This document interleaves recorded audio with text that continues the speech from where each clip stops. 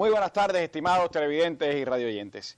Con la presencia del general de ejército Raúl Castro Ruz, primer secretario del Comité Central del partido, el presidente de la República, Miguel Díaz-Canel Bermúdez, informó en la noche de ayer que el proceso de ordenamiento monetario y cambiario, la tarea de ordenamiento, como se le ha llamado el conjunto de procesos que ella implica, iniciará a partir del 1 de enero, con una tasa de cambio única de 24 pesos cubanos por $1.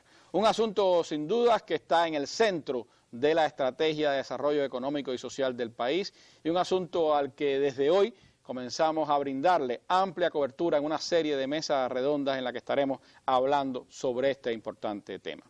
Tengo el placer de que me esté acompañando esta tarde en esta primera mesa de información a nuestro pueblo el compañero Marino Murillo Jorge, miembro del Buró Político del Comité Central del Partido y también jefe de la Comisión de Implementación y Desarrollo de los Lineamientos, quien ha tenido a su cargo todo el trabajo de estos años de preparación del importante paso que comenzará el 1 de enero, aunque como sabemos pues ya hay cosas que están en plena implantación.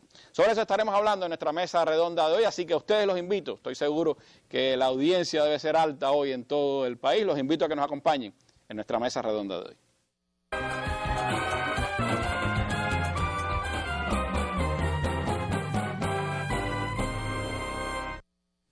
Bueno, antes de entrar en el tema de nuestra emisión de viernes, pues les propongo, como es habitual, ir a nuestra sección, la noticia del día.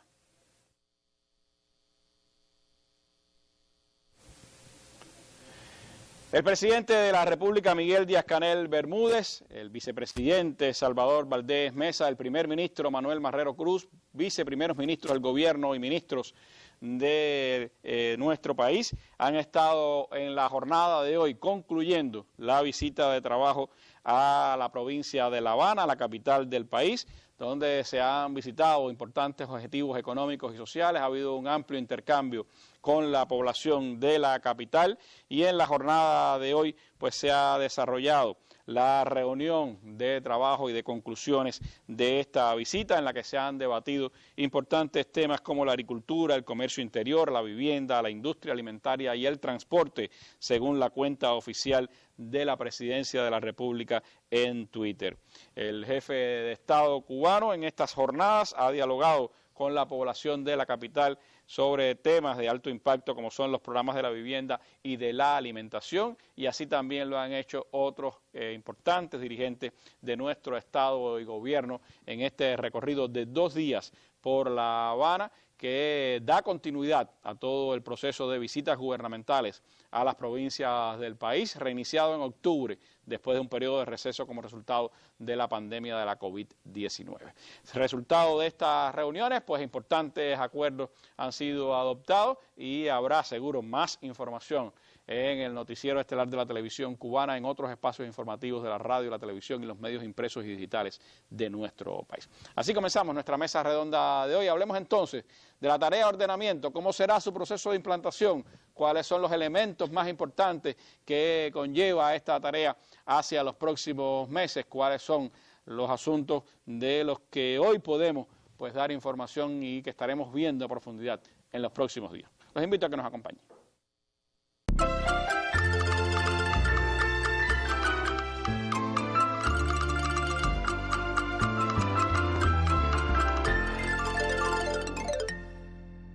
Están creadas las condiciones que permiten anunciar el inicio de la tarea a partir del 1 de enero de 2021 con una tasa de cambio única de 24 pesos cubanos por $1. Aunque existen muchas dudas, muchas interrogantes, yo creo que poco a poco las vamos a ir aclarando con la mesa redonda. También estuve leyendo la Gaceta Oficial. La estamos leyendo, la estamos observando y mirando, debatiendo entre los propios compañeros porque todavía existen muchas lagunas acerca de las escalas salariales, cómo van a ser los salarios. Esto es parte del reordenamiento financiero que habrá en nuestro país, de la unificación monetaria, de la tasa cambiaria, y me parece que ahora esto vendrá añadido a una serie de medidas y estrategias que se deben tomar, informándose a la población a través de los medios de difusión masiva. Hay preocupaciones, sobre todo en nosotros, las personas pensionadas, que tenemos un poco más de gastos en temas farmacéuticos y otros tipos, pero esperemos que todo eso se haya tenido en cuenta y que sea para mejorar. Los cambios siempre traen cosas nuevas y esperamos que cosas buenas también.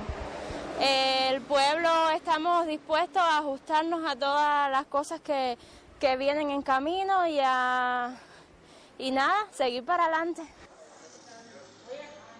Bueno, expectativas de nuestro pueblo después del anuncio de anoche de este inicio de la implantación de la tarea de ordenamiento a partir del próximo 1 de enero. Un asunto, Marino, que hemos estado analizando desde octubre en esta mesa redonda, que sin duda es un tema que es de mucha importancia para el país y para todos sus ciudadanos y que comienza ahora todo un proceso de andar. ¿Cómo se está ya desplegando todas las normas, los elementos fundamentales de esta tarea? ¿Cómo será el proceso de información que haremos con nuestro pueblo? ¿Qué elementos generales pudiéramos brindar en un primer momento para todos nuestros televidentes y radiovidentes sobre el inicio ya efectivo de esta tarea? Bueno, buenas noches, Randy, a ti y a todo nuestro pueblo. Yo sé que este es un tema que tiene mucho interés. Yo creo que esta mesa redonda, a diferencia de anteriores, yo recuerdo que recientemente vine a una, después vine a contestar preguntas, después se hizo una intervención en la Asamblea Nacional. Yo creo que esta de hoy es bastante diferente. Y creo que es bastante diferente porque ya sabemos el tipo de cambio único que va a haber en la economía y ya sabemos la fecha de inicio del proceso. En todas las intervenciones anteriores yo decía, lo que nunca voy a poder decir es el tipo de cambio y la fecha. Eso se hace por evitar procesos especulativos, de malas interpretaciones, pero ya en el momento que estamos era necesario hacerlo y como se ha dicho, ayer lo hizo el presidente de la República con la presencia del general de ejército. Esto quiere decir que en estos momentos nada es secreto y que ya podemos hablar de todo y las personas pueden preguntar de todo. Que en aquel momento siempre decíamos, si el tipo de cambio fuera 20, va a ocurrir esto. Yo tengo la impresión que muchas personas estaban claros de que iba a andar alrededor del 20. Bueno, el 24 estaba cerca del 20. Pero bueno, estamos en mejores condiciones de explicarlo todo, porque ya al ser público el tipo de cambio y la fecha, a mí me parece que es muy, muy importante. Entonces, ratificar que a partir del día 1 de enero se elimina el CUC en el funcionamiento de la economía. Quedan 6 meses para recoger, como han dicho los spots, y el tipo de cambio en economía es uno solo, y ya la relación no es peso CUC, porque el peso como moneda legal, de curso legal, no va a existir. Entonces, lo que nos queda es una relación del CUP con el dólar. El peso cubano contra dólar. Peso cubano. El CUC desaparece de la escena. Y cuando se desaparezca el CUC de la escena, entonces eliminamos las dos monedas domésticas que circulaban en la economía. Yo me imagino que todo el mundo podrá entender que todo no se puede abarcar en una mesa redonda. Y el otro elemento importante que yo creo que debería decir es que ya están en la Gaceta las normas jurídicas que ponen en funcionamiento la tarea de ordenamiento. Que ha habido bastante consulta. Ayer la Gaceta se cayó porque demasiada concurrencia. Hoy Cuba Debate ha estado con una concurrencia enorme de las personas, así todos los medios de comunicación, así que hay bastante interés en las personas en acercarse. Hay bastante interés porque jurídico. Estamos hablando de salario, ingresos, precios. Fíjate que el diseño que nosotros habíamos hecho era que en cuanto las normas estaban listas en la Gaceta y en cuanto se terminara la información oficial que ya hacía público el tipo de cambio y la fecha, entonces automáticamente se empezaron a poner las normas en la Gaceta Digital con un esfuerzo muy grande de la Gaceta, el Ministerio de Justicia, y más o menos en el entorno de la 1:30 de la mañana ya todas las normas que son en el entorno de 110 normas estaban puestas en la Gaceta. No lo habíamos hecho antes porque cualquiera que tuviera acceso a las normas a partir de determinado crecimiento de precios podía llegar al tipo de cambio. Yo le recomiendo a nuestro pueblo lo siguiente. Ahora vienen muchas opiniones, muchos comentarios, muchas dudas que estamos obligados a aclarar. Pero lo que les recomiendo a las personas es que traten de tener acceso a las normas. Hemos hecho unas normas que prácticamente son procedimientos de cómo tienen que actuar las personas que lo tienen que ejecutar para minimizar los errores. El proceso de elaboración de las normas fue muy complejo, por eso que es lo que te digo, y ahora empiezan las opiniones, que fulano dijo que mi salario es menos, que el otro es más. Nosotros lo único que les recomendamos a las personas es que traten de tener acceso a esas normas. Las normas no solo están puestas en la Gaceta Digital, las normas también están puestas en los sitios web de los organismos, se podrá ir teniendo acceso poco a poco, y el Ministerio de Justicia está preparando que en todas las estructuras del Ministerio de Justicia a nivel de provincia y municipio estén las normas, de manera que si alguien las quiere ir a copiar en una memoria se las pueda llevar totalmente gratuito, porque todo el mundo sabe que grandes impresiones tienen costo de papel, al que alguna parte de esas normas se van a vender de manera impresa. Y una buena parte de los medios de comunicación también han puesto disponibles las PDF para que las personas también lo puedan ver. Me parece que eso es bueno decir. Lo más importante es no regirse por comentarios, no regirse por bolas que pudieran aparecer. Lo más importante es tratar de tener acceso a la norma, y si alguien no entiende la norma, que yo comprendo con algunos temas son complicadas para uno mismo, o yo voy a tratar de explicar cosas aquí alejado de las normas con un sentido pragmático para que las personas nos puedan entender, pero evidentemente todo eso tiene que estar respaldado en normas jurídicas. Hay otro elemento que es importante, y es que a partir de hoy se van a producir un grupo, dale un momentico atrás por favor, se van a producir un grupo de mesas redondas que va a ser en este orden. Mañana vamos a ver el tema ingreso, empleo y precio, que esos son temas directos a la población. Directo con la población, y va a estar la presencia de la ministra de Trabajo y la ministra de Finanzas. El lunes 14 va a haber una intervención sobre la actividad bancaria por la ministra presidenta del banco y el vicepresidente primero de esa organización, y ahí está previsto algo sobre la inversión extranjera, porque la inversión extranjera también tenemos que darle información, que todo depende de cómo se comporte lo del banco, y si no alcanzarían las 2 horas para el banco, entonces daríamos otro espacio posterior para la inversión extranjera. El día 15 de diciembre estaremos explicando aquí los efectos sobre el sistema empresarial y la actividad del comercio interior, que también es directo con la población. Y el 18 de diciembre se estará dando información sobre el presupuesto del 2021 en ambiente de ordenamiento, es decir, de evaluado. Aquí tengo que decir también que antes de esta fecha, el 18 de diciembre, una información siempre da el Ministerio de Finanzas y el Ministerio de Economía sobre el plan y el presupuesto del año que viene. Tenemos 16 y 17 Asamblea Nacional, por eso no habrá mesa, pero sí estaremos siguiendo la Asamblea. Y entonces ya el 18 traeremos dudas, cosas sobre estos temas. Y están previstas varias mesas que tendríamos que ir organizando. Si hacen falta más de 2, se dan 2 sobre respuestas a planteamientos y preguntas de las personas. De todas formas, como vamos a dar una mesa hoy y otra mañana pudiéramos contestar algo de lo que se diga de aquí a mañana, para no hacerlo todo exactamente tan esquemático. Y de todo lo que se vaya viendo en las mesas, estaremos haciendo cobertura prácticamente en vivo en Cuba Debate. Tendremos al otro día en la mañana pues foro debate para que las personas puedan intercambiar también con los organismos, puedan tener más criterios, y nos sirven también como base para esas mesas que tendremos después de opiniones y preguntas de la población. Esto es más o menos la columna central de todo el proceso de información, complementando con lo que tú has dicho. Y yo ahora propondría ver algunos conceptos generales, una vez más, sobre el tema de la tarea de ordenamiento, mucho más en concreto, porque como ya te dije, el tipo de cambio es público. Mira, hacer una devaluación en cualquier lugar del mundo y quitar una moneda, eso no, técnicamente no es muy complicado.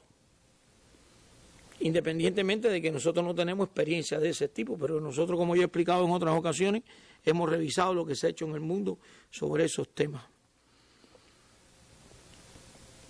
El problema es hacer eso unido con una eliminación de subsidios excesivos y gratuidades indebidas y al mismo tiempo hacer una transformación de los ingresos.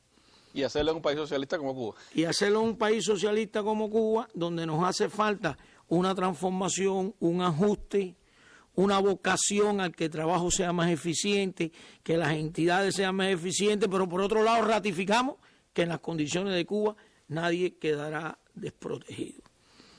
Y ahí es donde empiezan las grandes complicaciones de esta tarea, que llevamos varios años trabajando en ella y que yo creo que estamos en condiciones de que quede bien.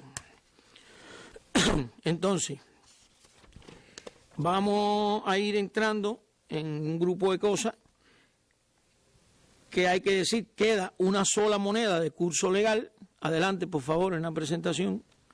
Queda una sola moneda de curso legal, que es el peso cubano, el llamado CUP. Todas las transacciones se expresarán en CUP, después me voy a referir a ese tema, y se garantizan los depósitos y efectivos en poder de la población a la tasa de cambio de 24. Recordemos que en los últimos tiempos, ¿qué nos ocurrió?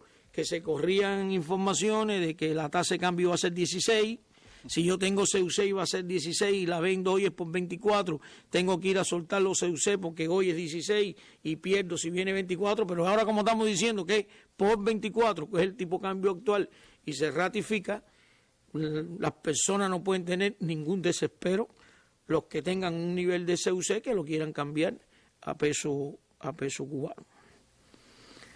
Tendríamos la aplicación de una sola tasa de cambio, como dije, respecto al dólar. Y yo creo que nos han llegado también a nosotros un grupo de preguntas que me parece importante. Las personas han dicho, a mí me dijeron que iban a devaluar la moneda. Y se quedó por 24, se quedó igual. Y las personas tienen razón. Vamos a explicar ahora en el gráfico que viene exactamente qué es lo que va a ocurrir. Una vez más, recuerden que yo expliqué aquí que en economía cubana había dos circuitos monetarios muy vistos, se veían muy bien. Era el sector de las entidades que operaba por un tipo de cambio 1 por 1 y era el sector de las personas naturales que operaba con un tipo de cambio 1 por 24. En otros momentos no lo podíamos decir porque no habíamos dicho el tipo de cambio, pero sí en algún momento nosotros dijimos que de cara a las personas naturales ya el peso cubano en Cuba estaba devaluado, porque el tipo de cambio de Cadeca de 24 devaluó el peso. Eso es una realidad.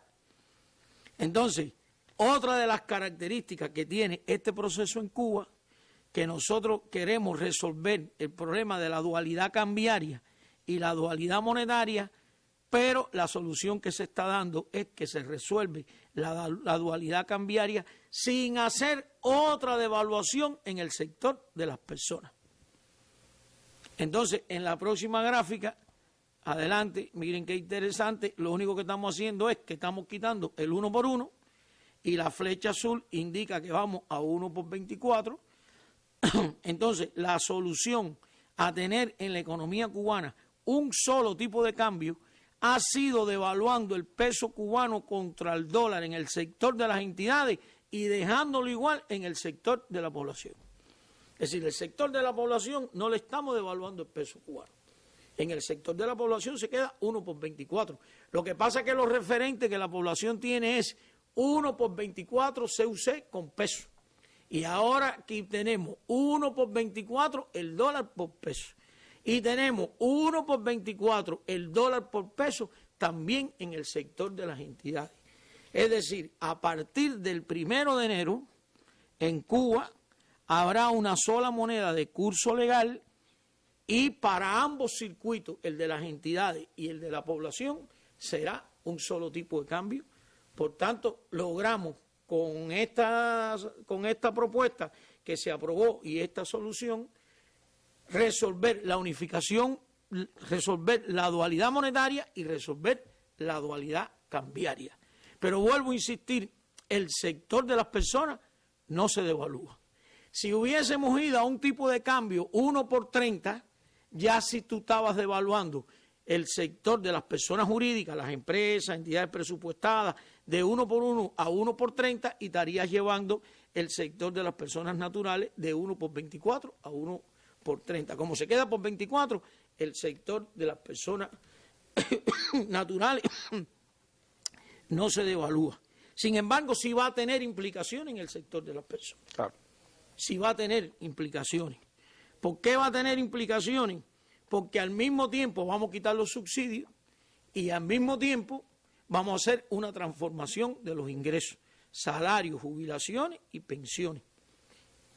Y es verdad, después lo voy a explicar más adelante, que si el sector de las entidades, tú cambias el tipo de cambio de 1 por 1 a 1 por 24, por lo menos en un primer momento todo lo importado se encarece en términos de peso. Porque lo que tú importas hoy 1 por 1, lo entras a la economía 1 por 1. Después hay un ejemplo para eso.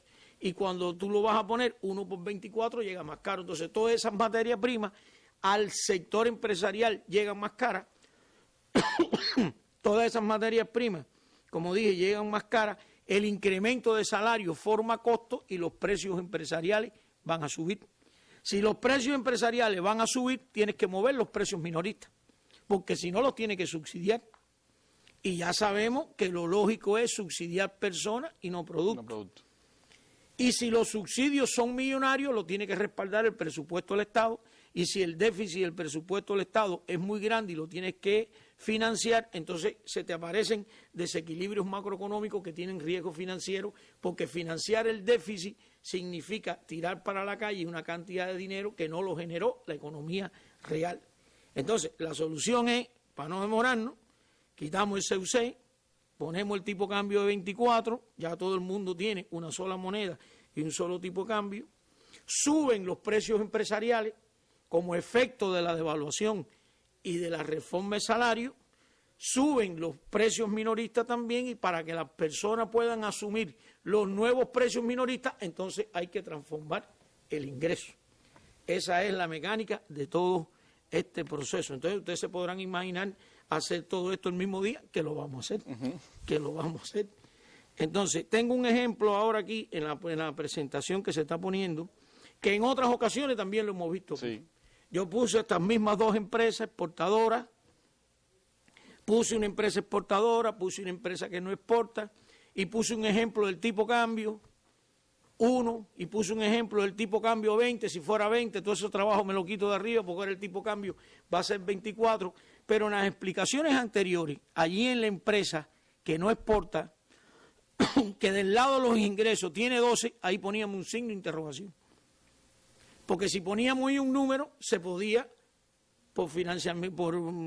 matemáticamente, hacer una ingeniería inversa y llegar al tipo cambio. Y ahora, como he dicho, tenemos la felicidad de poderlo decir todo. ¿Qué va a ocurrir entonces en el sistema empresarial? Porque recuerden que estamos devaluando las entidades. Primero, si una empresa exporta, como ya el tipo de cambio es 24, va a recibir 24 pesos. Ratifico que los exportadores tendrán muchos pesos y serán empresas con grandes utilidades. Los gobiernos en el mundo devalúan, Randy, buscando competitividad. Exacto. Y en el caso nuestro, lo más importante es un estímulo a los exportadores. Entonces, nosotros hemos estudiado organizaciones empresariales exportadoras que hoy prácticamente andan en un nivel de ingreso y gasto rozando la pérdida, y cuando tú devalúas, entonces tienen montos importantes de utilidades. Entonces, la primera empresa es exportadora y tiene 24 pesos de ingreso cada vez que exporta. Pero cuando tú devalúas, tú no devalúas en un solo sentido, tú devalúas en los dos. Si cuando exporta te dan 24 pesos, cuando importa también te cuesta 24. Por tanto, el secreto de un exportador es tratar de exportar mucho y de importar menos, que es exactamente lo que se está aspirando en la estrategia económica que se ha diseñado. Es decir, esta medida, que siempre se dijo que era la primera medida dentro de la estrategia económica, viene desde el punto de vista económico-financiero a apoyar la estrategia. Este es un estímulo al que exporta y este es un desestímulo a las importaciones. Que ahí incluye el turismo como sector económico fundamental del país. Vamos a suponer que la empresa exportadora que estamos hablando aquí es una empresa del turismo. Si exporta, recibe 24 pesos. Si importa, le cuesta 24 pesos. Pero al lado tiene una empresa de la economía nacional. Que esa empresa de la economía nacional, si importa, le cuesta 24 pesos. Pero fíjate que del lado de los ingresos le pusimos 12. A estas empresas de la economía nacional, el cálculo que está hecho y el diseño de la formación de precios mayoristas, y esto es extremadamente importante, es que los precios empresariales en Cuba crezcan aproximadamente 12 veces. Entonces, muy sencillo, si el tipo de cambio sube 24 y los precios empresariales suben 12 veces, ese es el mejor beneficio. Porque a esa empresa del turismo va a recibir de la empresa de la economía un precio que tiene un tipo de cambio implícito de 12. Sin embargo, lo que él importa le cuesta 24. Entonces, evidentemente, digo turismo porque fue la empresa que cogimos de ejemplo exportadora. Fíjate, si él pudiera exportar, recibe 24. Y si consume productos nacionales, le cuesta 12, dicho en buen cubano. Que me disculpen grandes académicos, pero lo que estoy haciendo la cuenta para que todos lo podamos entender. Ahora, y eso es lo que estamos diseñando. Si el tipo de cambio sube 24 veces y los precios empresariales suben 12, ese crecimiento de los precios empresariales en el entorno del 50% del nuevo tipo de cambio es la primera medida antiinflacionaria en la economía cubana. Importante. Porque estamos tratando, y es el diseño, además lo vamos a lograr, los empresarios están imbuidos en eso, va a ocurrir que al subir los precios empresariales menos que el tipo de cambio, entonces cuando tú formes un precio minorista no tiene que ser tan alto y serían menos los subsidios. Es decir, el control de la inflación empieza en el diseño de los precios mayoristas. El Estado no traslada ese incremento directamente a los precios minoristas. Y eso le va a exigir al sistema empresarial trabajar con mucha más eficiencia. Cualquier devaluación que tú haces buscando competitividad te obliga a ser más eficiente. Que quiero decirte que no se logra solo con esto que estoy diciendo. No se logra solo con poner un tipo de cambio, no se logra solo con administrar el crecimiento de los precios por el gobierno. También tienes que darle facultad al sistema empresarial para que pueda actuar de esa manera. Porque si lo dejas rígido, no tiene capacidad de reacción. ¿Qué es lo que se ha venido haciendo en estos últimos 2 años? Seguir ampliando las posibilidades. Esto es lo que se viene haciendo. Por eso vamos a dejar una mesa redonda solo para explicar el efecto y las ventajas de la devaluación en el sistema empresarial. Voy a adelantar aquí un criterio. En las nuevas normas jurídicas que se está trabajando, las personas van a recibir el salario escala en una empresa y la empresa de las utilidades puede definir 11 destinos después de pagar impuestos. Y después que pague impuestos le queda la utilidad después de impuestos. De esa utilidad después de impuestos, la empresa se queda con el 50%, porque la otra la manda por presupuesto del Estado como ingreso no tributario, porque es una empresa estatal, tiene que contribuir al gasto público. Por la vía del impuesto aporta al presupuesto como fisco y por la vía de la utilidad después de impuestos va para el presupuesto como un ingreso no tributario, porque no es un impuesto, pero es el concepto de dueño del Estado de la empresa que también tiene que contribuir al gasto público. Yo me imagino que mañana la ministra de Finanzas, estoy seguro, se va a referir de estos temas. Pero volvemos a los números 24 y 12. Si el tipo de cambio sube 24 veces, porque va de 1 por 1 en el sector de las entidades a 24 veces, y los precios empresariales suben 12, y da la casualidad que todo el mundo partió del 1 por 1, entonces estamos en la economía en un proceso que se le llama devaluación real. Porque el crecimiento de los precios empresariales es menor que el crecimiento del tipo de cambio. Vamos a usar una matemática aritmética que pudiera faltarle algunos conceptos, eso es muy sencillo. Si estamos todos en un ambiente de 1 por 1 y el tipo de cambio subió 24 veces y los precios van a subir 12, la diferencia que nos queda de 12 a 24, ese espacio es el que se llama devaluación real, que es lo que queremos hacer en la economía cubana, y es el diseño. Ahora voy a explicar por el tema de las confusiones y algunas preguntas que no han hecho. Si el tipo de cambio va de 1 por 1 a 1 por 24 y sube 24 veces y los precios empresariales subiesen 24 veces también, entonces lo único que hacemos es ponernos en flujo de 1 por 1 a 1 por 24, pero no hay ajuste. Se anula el efecto de la devaluación. Y a eso es a lo que se le llama en términos financieros y monetarios devaluación nominal. Porque hoy está operando el sistema empresarial, el sistema de las entidades, en un ambiente de 1 por 1, y todos los flujos 3 días después lo pusiste en un ambiente de 1 por 24. Ahí no se produce ajuste. No hay cambio. No hay cambio. Estás en los mismos flujos. Entonces ese es un efecto no deseado. Pero te puede ocurrir una variante peor. La variante peor que te puede ocurrir es que si el tipo de cambio va de 1 por 1 a 1 por 24, siempre en la misma variante, y los precios suben de 1 por 24 a 1 por 30, entonces no hay devaluación, lo que hay es una apreciación de la moneda.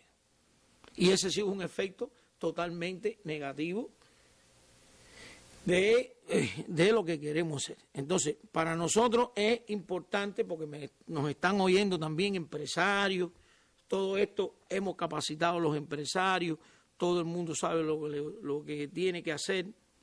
Muchos compañeros nos han dicho, es que la teoría de la media de la clase, que una vez hablamos aquí, también pone rígido las empresas. Y yo creo que las cosas hay que verlas en el tiempo. Para Cuba es importante en el primer año controlar la inflación que por sí y de manera natural implica la devaluación de la moneda. Un proceso como este, claro. Después todo eso lo pudiéramos ir liberando en la medida que la economía reaccione. Porque siempre hemos dicho que, uno oye a las personas, lo que aquí se dijo, esperamos que todo sea para bueno, todos queremos que sea para bueno, pero hay que generar riqueza. Y el trabajo tiene que ser más eficiente. Entonces yo creo que este proceso lo hemos hecho para bueno, pero también quiero que todas las personas entiendan que ante el trabajo tenemos que ser todos más eficientes, y eso no se resuelve con una charla, eso se resuelve además de con eso, con los mecanismos económicos que se están diseñando en términos de beneficio. Y vuelvo a la distribución de las utilidades. Nosotros durante mucho tiempo las empresas distribuían utilidades y le decíamos, puede distribuir 2 salarios medios, puede distribuir 3 salarios medios, puede distribuir 5 salarios medios, estoy ilustrando si sobrecumple los indicadores directivos. Entonces una empresa estatal tenía muchas regulaciones para distribuir utilidades y una cooperativa, por ejemplo, no tenía restricciones. Y ahí volvemos a la teoría de que todos los actores económicos tienen que estar en igualdad de condiciones. Ahora que estamos diciendo junto con esta medida, porque yo lo que creo es que hay que verlo integralmente, esa empresa exportadora que cuando exporte por 24 y si logra comprar por 12 va a tener muchas utilidades, junto con eso le estamos diciendo, no hay límite para la distribución de las utilidades de los trabajadores. Las utilidades lo que hay es que crearlas y después que usted las crea, las reparte.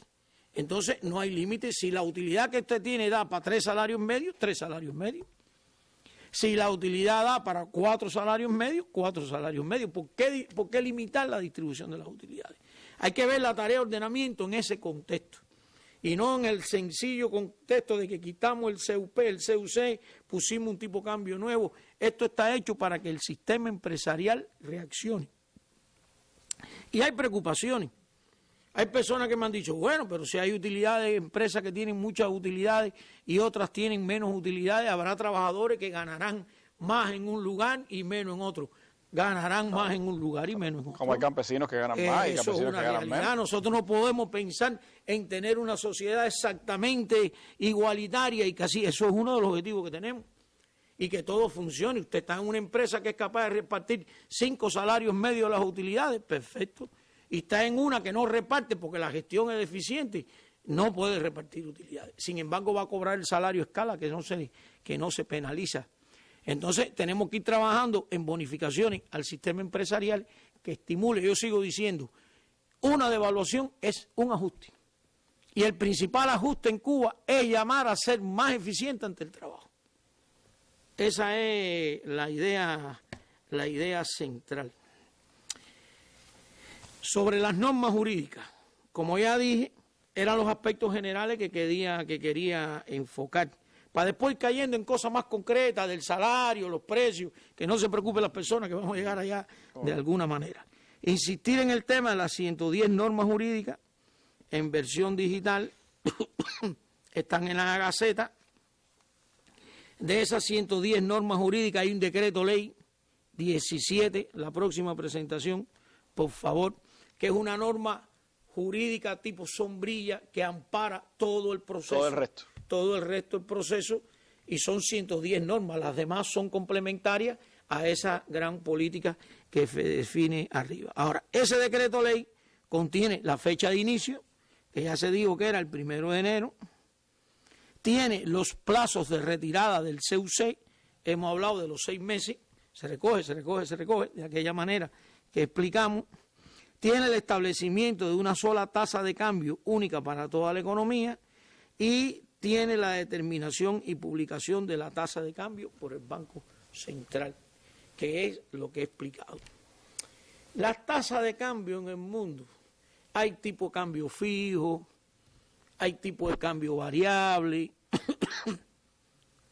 La otra gran pregunta es cómo definir un tipo de cambio. Hay países que hacen una canasta de moneda con los países con los cuales tienen más vínculos de comercio exterior, es decir, el valor de las monedas de esos países, y definen el tipo de cambio. Y hay otros que van haciendo tipo de cambio variable en determinado. Yo creo que ese es el futuro.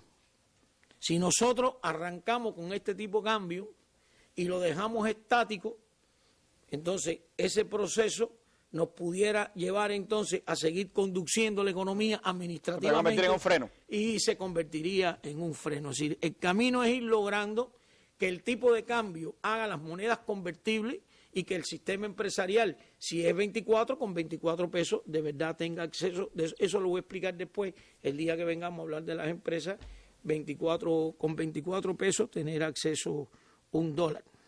Entonces, lo que sí en este primer momento empieza con ese cambio estático. En el primer momento empezamos con ese cambio, entre otras cosas por los riesgos inflacionarios que tiene en las condiciones de la economía cubana. Y vuelvo a recordar el 12 y el 24.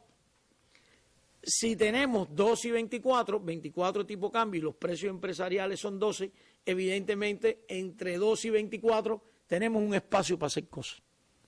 Pudieran subir los precios empresariales en vez de 12 veces 18 y te queda un espacio.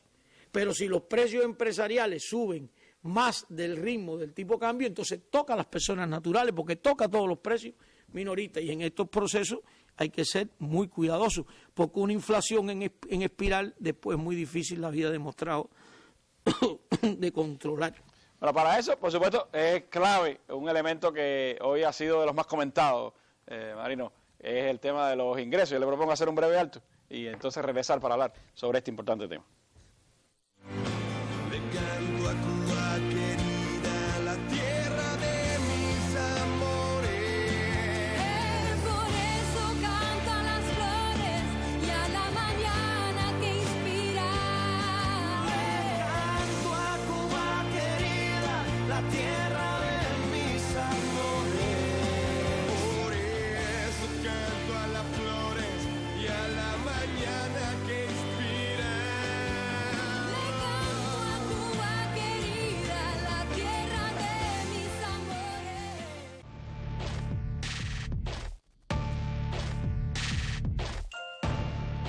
Un espacio para el análisis de los más importantes acontecimientos de Cuba y el resto del mundo. Con la participación de reconocidos analistas y personalidades. Mesa Redonda, más allá de la noticia.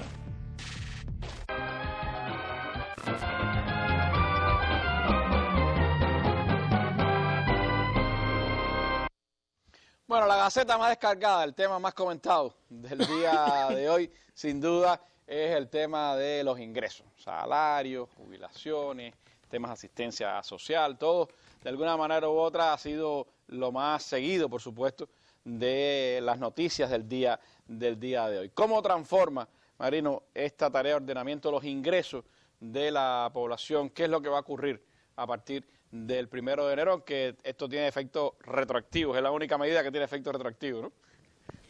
Casi nunca las devaluaciones tienen efectos retroactivos y esta medida de los ingresos no es de devaluación. Esta medida es de que en Cuba las personas cobran el salario mes vencido y entonces la devaluación de la moneda empieza el 1 de enero y vamos a hacer el incremento de salario sobre el mes de diciembre que las personas cobran en los primeros días de enero. Vamos a transitar por una vía aquí donde yo pretendo llegar a una conclusión y ver si se puede entender bien. Y es que no es correcto hablar de ingreso, precio y no hacer una relación de las dos cosas. Yo creo que es importante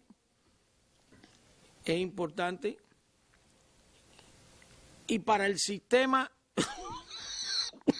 asalariado, nosotros estamos proponiendo una variante que el incremento del salario no se ve afectado y se lo trae el incremento de los precios, para lo cual hay que hacer muchas cosas, entre todos. Y ya empecé diciendo que los precios empresariales van a crecer 12 veces y el tipo de cambio es 24. Nosotros no podemos permitir que una empresa nos ponga precios especulativos queriendo tener ganancias para repartir más entre los trabajadores. Ponga el precio que le corresponda. Estoy hablando como promedio 12, no piense nadie que hemos dicho todo el mundo eso no es así. Eso ha tenido porque eso beneficiaría a un colectivo, pero afectaría al resto. Ahora, en términos de ingresos, ¿qué es lo primero que se quiere? Adelante. Recuperar el papel del salario en la satisfacción de las necesidades del trabajador y su familia. Que ya otras veces hemos dicho que el 1 por 24 en el sector de la población le robó capacidad de compra al salario. Ese es un elemento importante. Aquí estamos rompiendo un gran círculo vicioso que teníamos. No se puede subir el salario porque no hay producción que lo respalde.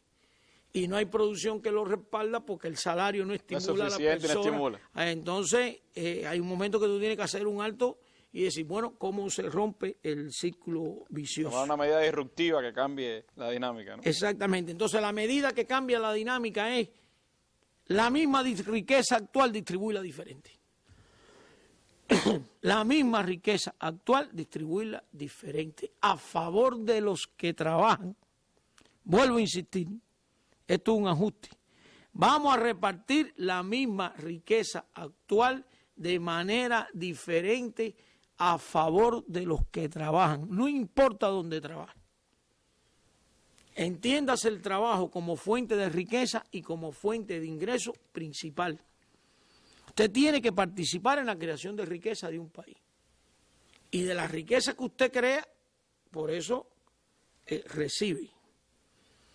Entonces, la solución que hemos buscado ha sido, ¿qué significa entonces repartir la riqueza de manera diferente? Vamos a subir el salario y vamos a quitar subsidios. Porque hoy subsidiamos a todo el mundo. ¿Aporte o no aporte? Aporte o no aporte, tú estás subsidiado. Yo estoy subsidiado, recibo productos subsidiados. Y hay otras personas, dolorosamente, que no aportan y están tan subsidiados como tú y como yo. Y otros que tienen capacidad de ingreso bien alta, que no necesitarían subsidio y sin embargo están subsidiados. Y sin embargo están subsidiados. Todo eso hay que resolverlo. Y hay una solución. Con gradualidad. Después nos vamos a referir a qué se refiere la gradualidad en este proceso. Con gradualidad. Porque no tenemos derecho a equivocarnos. Con gradualidad. Entonces, para ir dando números y que nos podamos entender, el salario mínimo va a 2.100 pesos. Y ese salario mínimo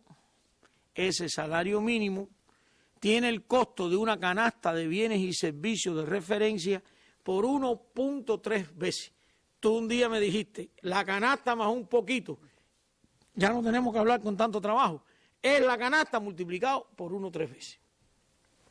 Y esa canasta tiene un costo mensual de 1.528 pesos, que satisface 2.100 kilocalorías en la dieta, en la ingesta, y también porque ningún alimento tiene kilocaloría pura, ¿sí? Claro. Esto se mide en términos de kilocalorías, proteína y grasa. Nosotros usamos la kilocaloría para no atormentar a las personas con todo eso. Y son, entonces, esa canasta de 1.528 pesos tiene un consumo, respalda un consumo de 2.100 kilocalorías diarias, que es el mínimo que debe consumir un cubano. Entonces, lo que estamos diciendo es que el que gana salario mínimo se come el mínimo de las kilocalorías que le corresponden. Ese mínimo no lo calculamos nosotros, se calcula por composición etaria de la población, hasta la humedad relativa influye en el mínimo de lo que hay que comerse en un país. Entonces, ya estamos hablando que ese salario mínimo es 2.100 pesos, que tiene una canasta dentro de 1.528 pesos. Ahora, no quiero, adelante, dejar de explicar un concepto que me parece importante, que es la diferencia entre salario bruto y salario neto. Nosotros, ese salario mínimo de 2.100 pesos es el salario bruto, porque de ese salario bruto las personas van a tener que pagar un 5% de contribución a la seguridad social. Todos en Cuba vamos a pagar un 5% de contribución a la seguridad social. Eso significa de que todos vamos a empezar a prefinanciar nuestra jubilación, que hoy eso lo hacen empleadores y no necesariamente las personas en algunos casos. En este diseño de política, desde el que gana el salario mínimo hasta el que más gana, todo el mundo paga un 5% de contribución a la seguridad social. No te adelante, dale para atrás un poquito. Entonces, ¿por qué hacemos esto? Primero, por el proceso de envejecimiento de la población. Con el proceso que tiene envejecimiento de la población, que más del 20% tiene más de 60 años, no es posible que la contribución a la seguridad social la financie el presupuesto del Estado, porque los montos serían inmensos. Entonces, lo mejor que vamos a hacer es que las personas paguen un 5% de ese salario. Y ahí hay una cuentecita muy sencilla. La canasta cuesta 1.528 por 1.3, por 1.05, que ese 0.5 es el porciento de la seguridad social, da 2.086. Lo redondeamos y entonces es 2.100. Es decir, en el salario ya está calculado el 5%. Y cuando usted quita el 5%, lo que queda cubre la canasta más el 1.3. Porque las personas pueden decir, bueno, está bien, 2.100, pero me quitan el 5. Es que todo eso lo pusimos por encima de la canasta, por el 1.3, y la diferencia entonces entre el concepto de salario bruto, que es todo, y el salario neto es descontando la seguridad social. Y usted estaría prefinanciando su jubilación, lo cual nos parece correcto. Adelante. Ahora, sobre la canasta. Esa canasta, que son 1.528 pesos, tienen de alimentación 799 y tiene de otros bienes y servicios, que no tiene sentido abrir una lista ahí al detalle, 729 pesos, que da 1.528. Y importante, canasta de bienes y servicios de referencia. Que es más que la canasta normada. Fíjate que la canasta normada son 282 pesos. Y lo que se compra en la bodega. Nosotros lo que repartimos por la bodega es una canasta familiar normada. Y lo otro se llama canasta de bienes y servicios, que es de referencia. Esa canasta en otros bienes y servicios tiene un importe para reparación de vivienda. Bueno, si usted tiene una vivienda que está buena, no la tiene que reparar, no gasta eso. Pero es una canasta de referencia. Y entonces... Que esa canasta siempre sería una referencia a la hora de hablar de ingresos, de salario. Siempre hablar de ingresos, de nivel de vulnerabilidad de las personas. La canasta se convierte en una referencia y también en la medida que los precios puedan subir y no, tendremos que ir revisando los montos de esa canasta. ¿Qué ocurre? Esta sería la canasta en Cuba. ¿Qué ocurre en una canasta, por ejemplo, en América Latina? Adelante. Esta es una canasta que publica CEPAL de la media de América Latina y mira, por ejemplo, y está en términos porcentuales. La alimentación le cuesta 14,3%, la educación y la salud, que a nosotros no nos cuesta, les cuesta a las personas 35,5% y otros bienes 50%. Y una parte grande de esos otros bienes es el alquiler de la vivienda. Es el único de la forma que lo hacemos. Yo no sé si pudiéramos volver un momentico atrás para decir una explicación. Fíjense, es verdad que lo que nosotros repartimos por la libreta le cuesta a las personas 282 pesos. Y es verdad que la alimentación es 799. Y también es verdad que los alimentos en Cuba, fuera de la libreta, son caros. Y es verdad, la familia tiene que hacer un esfuerzo grande en términos de... Todo eso lo sabemos, pero las cosas no tienen solución de un día para otro y habrá que ir tomando medidas y acomodándolas poco a poco. Adelante. Vamos a dar 2 pasos adelante. Ahora, vamos a tener una escala salarial que tiene 32 grupos de complejidad. Muchas personas me dicen, oiga, usted dijo que el salario iba a subir 4,9 veces.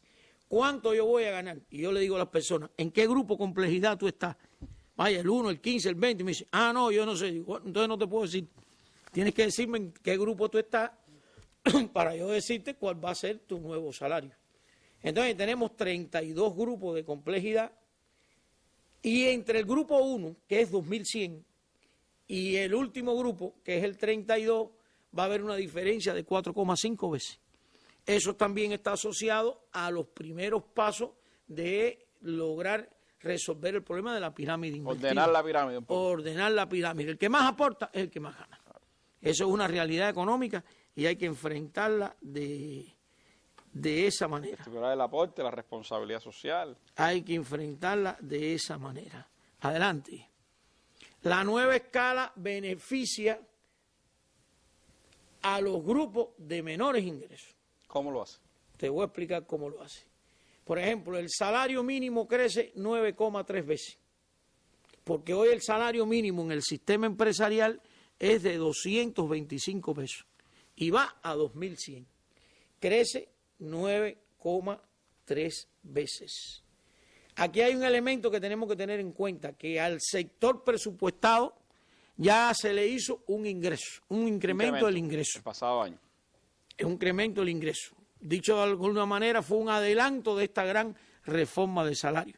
Por tanto, a la hora de hacer comparaciones, no siempre es válido compararse contra hoy, sino hay que compararse con el punto de partida del ingreso. Yo te voy a poner una tabla ahí que le pedí prestada a la ministra de Trabajo, que ella mañana va a profundizar más en estos temas y es muy sencillo. Ahí está la escala salarial con los grupos hasta el 10. Grupo 1, 2, 3, 4, 5, 6, 7, 8, 9 y 10. Entonces, vamos a empezar por el sector empresarial. El salario mínimo en el sector empresarial, estoy hablando del salario escala. Es posible que hoy alguien en el sector empresarial tenga un sistema de pago por resultado y distribuye utilidades. Yo estoy hablando del salario. El escala, el que siempre va a recibir. el otro depende de... Yo creo que eso que tú acabas de decir es importante. La escala no se penaliza. Usted está en una empresa y siempre va a ganar el salario escala. Lo que si no tiene mucho ingreso no puede distribuir utilidades. Exacto. La parte móvil del ingreso está asociada a los sistemas de pago por destajo que se quedan. Si la ministra de Trabajo me está oyendo, estoy seguro que ella lo va a explicar mañana, y a la distribución de utilidades. Yo estoy hablando aquí del salario escala, que además todos los sistemas de pago que nosotros hemos hecho hasta ahora siempre han tenido cosas a favor y en contra, a veces bastante a favor, porque el punto de partida de la escala era muy bajito.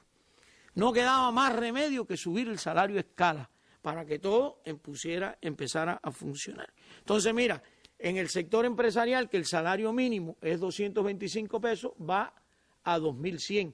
Esos son 9,3 veces. Y ahí estás viendo tú el grupo 1, el grupo 2, cada uno de los grupos. Y las otras columnas es el sector presupuestado. Que los presupuestados ahora nos pudieran decir, concho, pero el salario mínimo en el sector empresarial va a crecer 9,3 veces y en el sector del presupuestado, que es 400, va a crecer 5,3.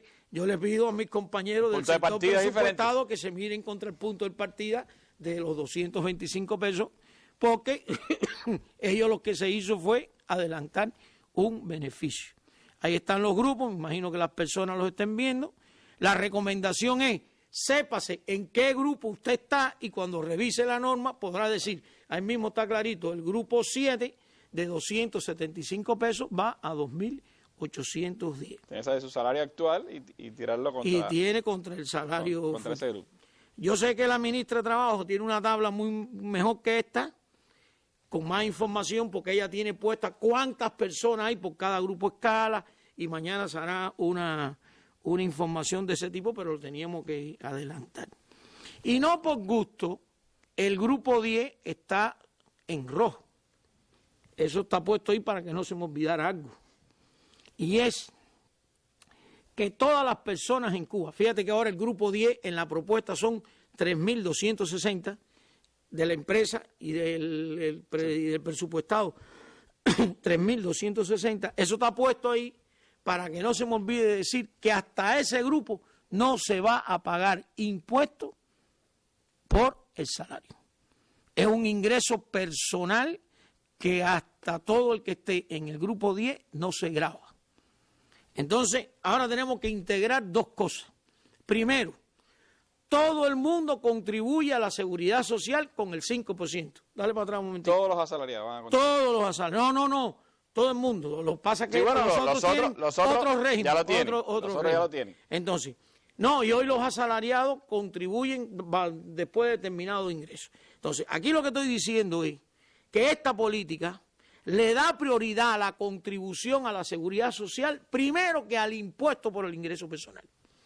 Porque si usted no contribuye y después el presupuesto no puede con esas magnitudes, cuando estemos un poco más viejos nos convertimos en asistenciados y seríamos otra carga para el Estado. Y no es correcto. Hay que garantizar la jubilación a las personas, que además en Cuba para tener derecho a la jubilación hay que tener 30 años de servicio. Hay dos límites, años de servicio y límites de edad. Entonces, todo el mundo contribuye a la seguridad social desde el primer ingreso, pero no todo el mundo va a pagar impuestos desde el primer grupo. Los que ganen 2.360 y ese sea su ingreso, no pagan impuestos. El impuesto sobre los ingresos es de un 3%, menos las últimas escalas, me debe estar oyendo la ministra de Finanzas, mañana ella lo va a explicar también con mucho detalle, y lo otro es explicar un concepto de por el exceso. Se paga el impuesto por el exceso. Todo el que esté por encima de 3.260. Sí, exactamente. Si usted gana 3.260 y el ingreso de ese mes, por cualquier razón, puede ser hasta por distribución de las utilidades, fueron 100 pesos más y son, en vez de ser 3.360, serían 3.360, usted paga el 3% de esos últimos 100 pesos. Eso es lo que significa que los primeros no se graban. Esa es la escala salarial, así se va a mover con esos incrementos. Y lo más importante ahora es lograr que los incrementos de precio no se traguen, por decirlo bien pragmático, ese incremento de salario. La próxima lo que nos dice es lo del 5%, que ya de eso hemos hablado. Y la próxima es solo decir como nuevo que por esta forma el 47% de los trabajadores del sector estatal estarían exentos de pagar impuestos sobre los ingresos personales hasta ese monto. Ese es el monto de la escala, pero si usted por encima de eso logró que le pagaran utilidades, eso por encima del monto. Entonces sí empieza a pagar. Sí, no, porque entonces sí seríamos injustos con los otros, claro, que no se le cobra. Mañana se debe explicar con un poco más de detalle por la ministra de Finanzas, porque ahora tú coges los 3.260 y lo multiplicas por 12, que da 39.120, si la memoria no me falla, y ese es el mínimo exento para los que están en las formas no estatales, tampoco paguen. De manera que ahora ya tenemos uniformado un mínimo exento en Cuba que no se grava con los impuestos personales. Que antes era 10.000, ahora va a ser 39.000. Antes era 10.000, va a 39, y entonces porque el mínimo exento, Randy, está asociado al costo de la vida. Entonces, pero fíjate, los que ganan 3.260 pueden adquirir más de una canasta y no se está gravando. Pero llegamos a ese, a ese número. Y ese mínimo exento se pone para todo el mundo.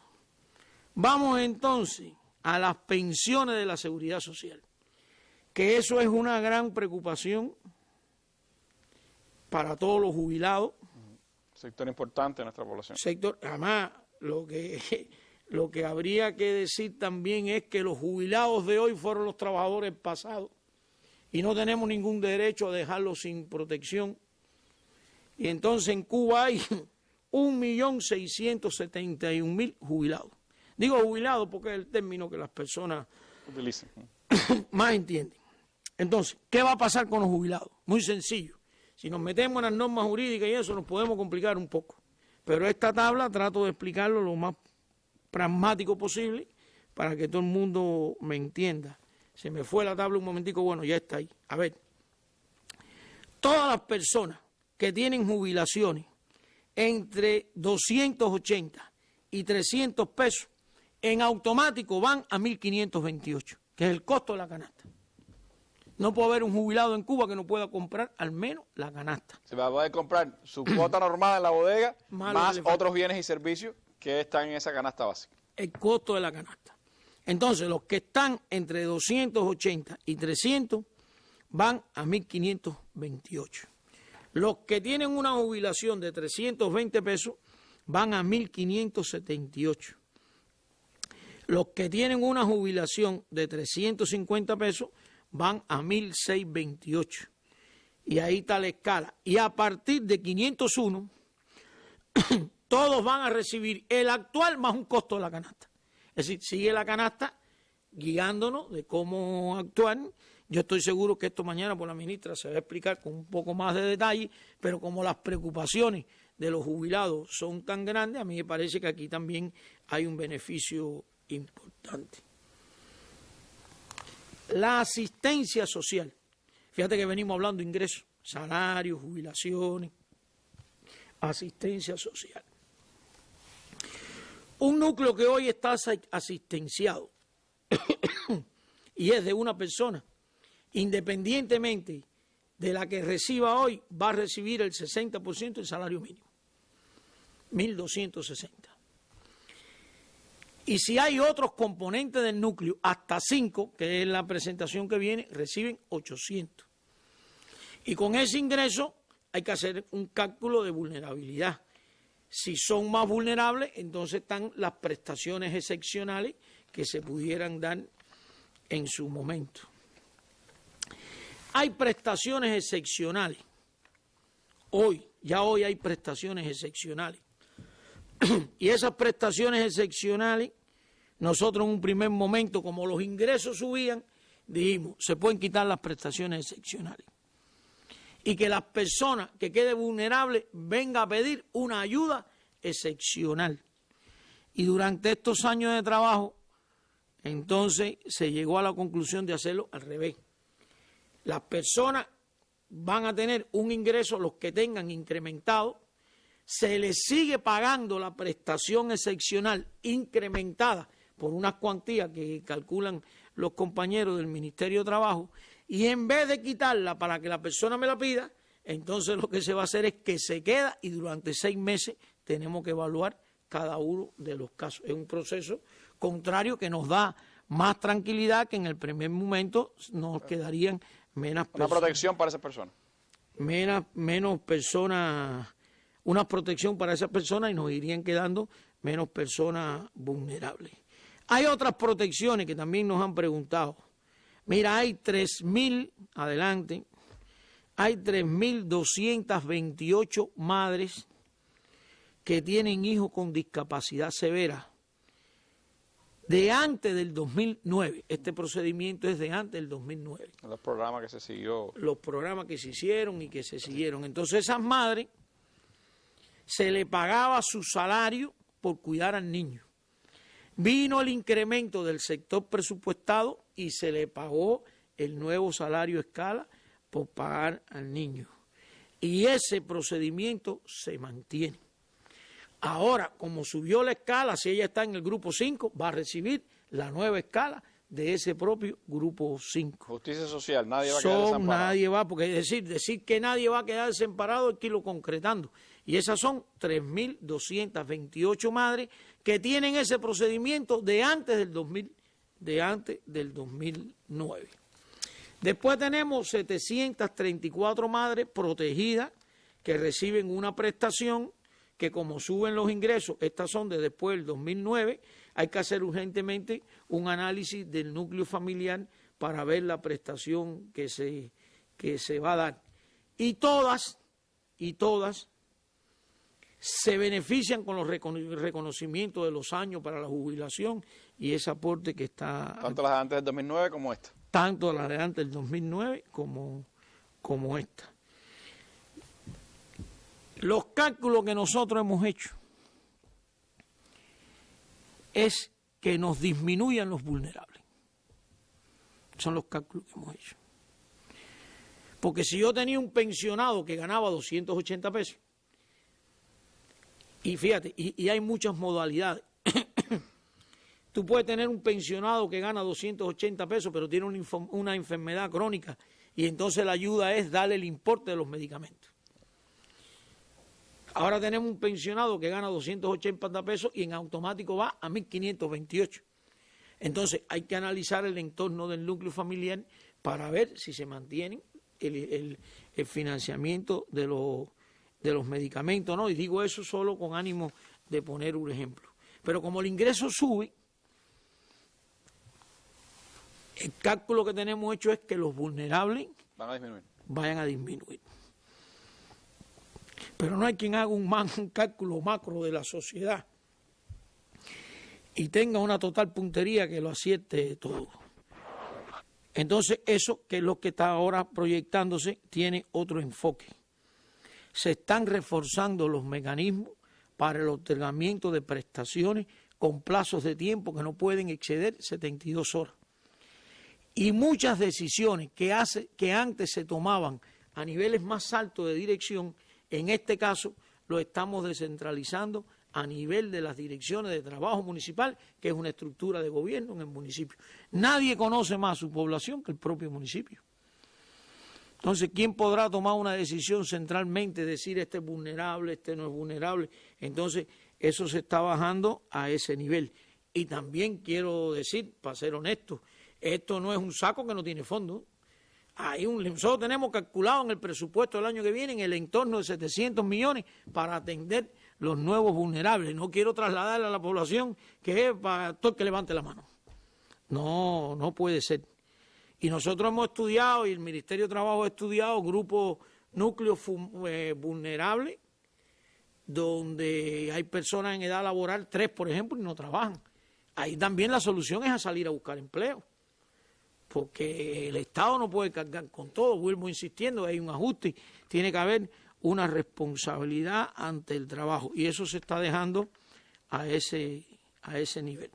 Todo esto que he dicho está en esas normas jurídicas que se están expresando, 4 decretos, 1 decreto, 2 acuerdos del Consejo de Ministros y varias resoluciones del Ministerio de Trabajo. Que ya están disponibles digitalmente y que son parte de las que hay que consultar. Pero que mañana, de todas formas, vamos a tener más detalles. Mañana vendrán las dos ministras. Sábado importante mañana. Sí. Ministra de Trabajo, ministra de Finanzas y Precios estarán con nosotros. Vamos a hacer un nuevo alto, Marino, para regresar hablando de otro asunto de interés dentro de la tarea de ordenamiento, el tema de los subsidios y las gratuidades, que tienen un impacto importante dentro de la tarea y dentro de la dinámica que se va a vivir a partir del 1 de enero.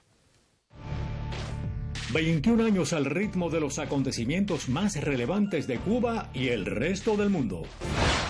Análisis a profundidad de los hechos y sus causas. Panelistas de las más diversas disciplinas y países. Personalidades de Cuba y el resto del mundo. Mesa redonda, más allá de la noticia.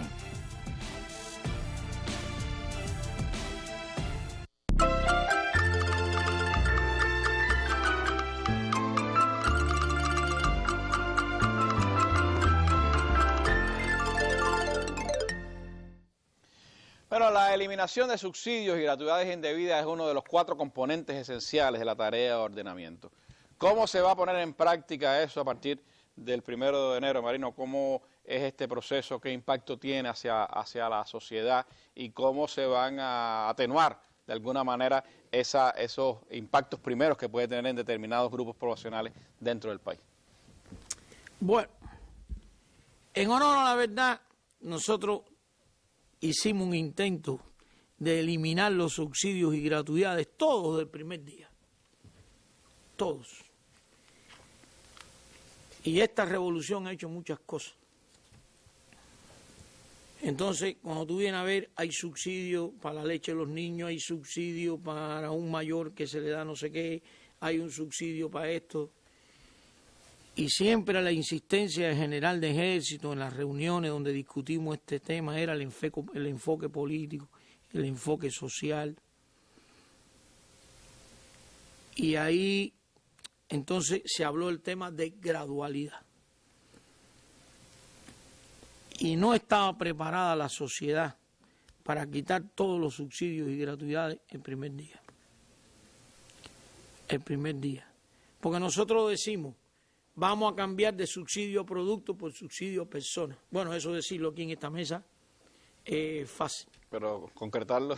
Concretarlo es difícil porque aquí va a venir también a una de las mesas redondas la ministra de Comercio.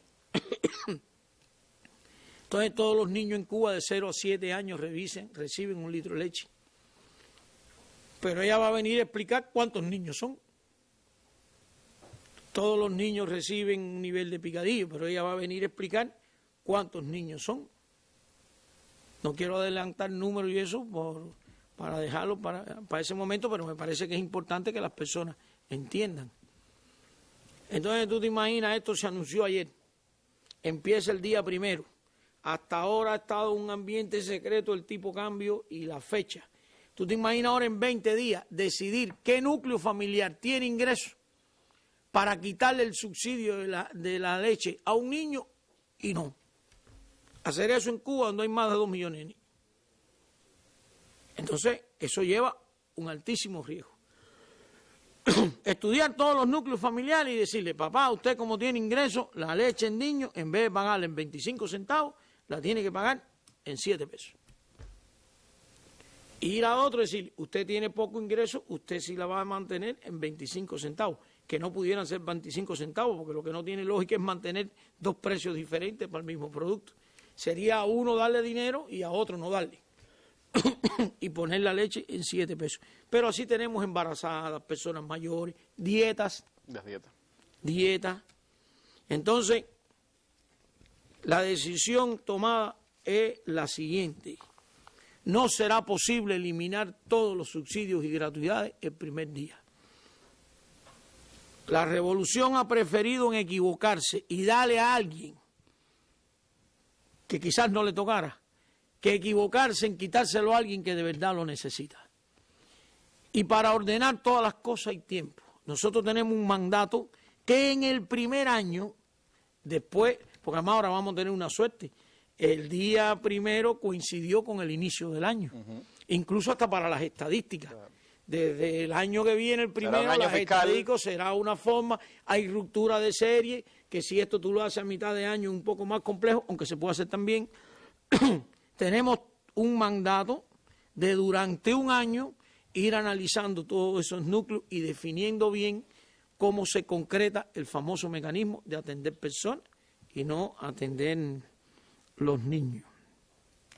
Pero evidentemente, aún con la gradualidad de eso, se mantiene un grupo de subsidios importante. Entonces, yo propondría ir a la página 42 para ir concretando algunas informaciones. Nos quedan, Randy, a precios minoristas 29.000 millones de pesos de subsidios. No es una cifra pequeña. No es una cifra pequeña. Bueno, para que tengamos una idea, el fondo de salario de un año con la nueva reforma salarial son 39.000 millones. Esto es un % altísimo, equivalente a un fondo de salario. Es como si tú repartieras otro salario, porque está dando una riqueza a unos precios que tienen que tienen subsidio. Y nos quedan unos 1.500 millones de subsidio a los precios de acopio para estimular las producciones de los campesinos, que sé también que hay grandes preocupaciones de los precios. Ese tema lo vamos a tocar, si no da tiempo hoy, en otro día le dedicaremos todo el tiempo al proceso de los campesinos. Otras veces hemos hablado... ¿Y se queda la libreta de abastecimiento? Se queda la libreta de abastecimiento, se queda. Se me olvidó porque son tantas cosas aquí, es bueno que tú me lo hayas recordado. Se queda la libreta de abastecimiento como mecanismo de regulación, que es lo que se ha estado haciendo hoy. Se da el arroz de la libreta, que ese sí va a un solo precio, a 7, y si mañana hay posibilidad de dar una libra adicional para todos los cubanos, es por la libreta también, lo que es único, a 7 pesos. Se queda la libreta, que es un mecanismo que... Para regular el consumo, para hacerlo más equitativo. Sí, porque también hay que reconocer que tenemos un déficit de oferta grande. Entonces, ahí están los 29.000 millones, y yo te pido entonces, vamos a ver los 29.000 millones por concepto. Producto de entregas específicas a niños de 0 a 6 años, son 3.609 millones. ¿Por qué digo entregas específicas? Porque al arroz para todo el mundo se le quita el subsidio. Ese va de 25 centavos a 7 pesos la libra.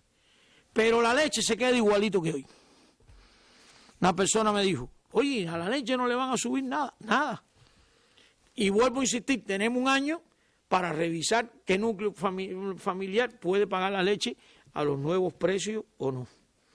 Las dietas a embarazadas y fórmula basal se queda también subsidiada, 252 millones.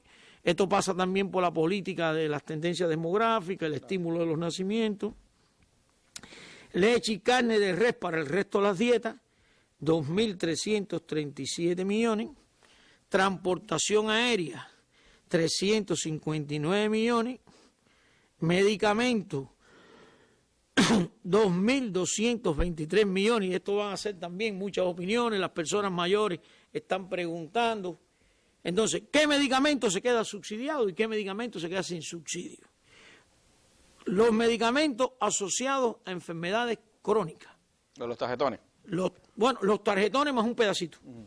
Los tarjetones más un pedacito. Los tarjetones están más un pedazo. ¿Qué cosa es la enfermedad crónica? O sea, si me equivoco, algún médico que me disculpe, ¿no?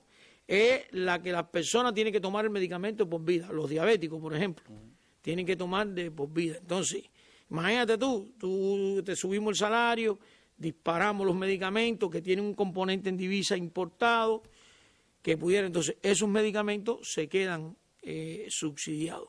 Hay otros medicamentos, por ejemplo, como los antibióticos, que son muy vinculados a una enfermedad temporal en un periodo de tiempo, que el tratamiento es de una semana, ese sí no tiene subsidio. Y ahí hay precios que van a subir. Y aquí tenemos el gran tema de la energía eléctrica para el sector residencial.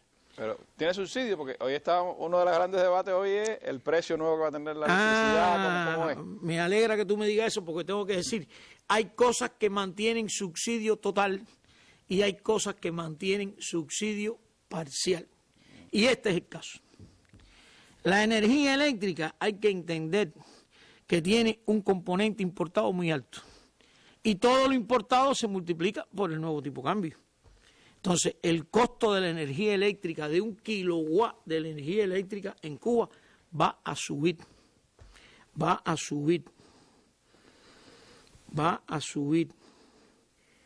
Entonces, la energía eléctrica, aun cuando las tarifas suben, yo creo que es importante que la población comprenda, aun cuando las tarifas suben, se mantiene subsidiada.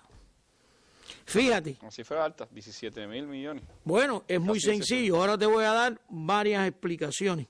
Que ahí tengo una tabla para la cosa de la electricidad que vamos a ver cómo la podemos explicar. Números redondos, aquí estamos hablando de 30.000 millones de subsidios. Y yo dije 30.000 millones de subsidios es esa magnitud que está ahí. Ahora, de esos 30.000 millones, 17.878 son de electricidad. Más de la mitad. Más de la mitad. Ese es un primer análisis.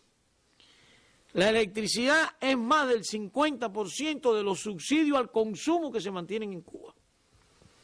Pero también tenemos que hacer otro análisis.